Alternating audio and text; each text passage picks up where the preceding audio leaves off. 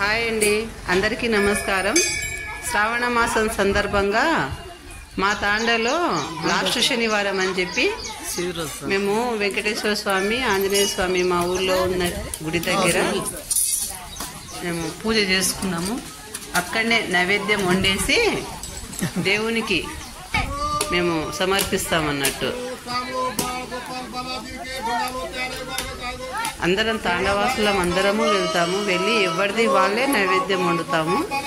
కాకపోతే గుడి పూజారి ఈ విధంగా సపరేట్గా వండి ఈ విధంగా నైవేద్యం ఎక్కిస్తాం. దాని తర్వాత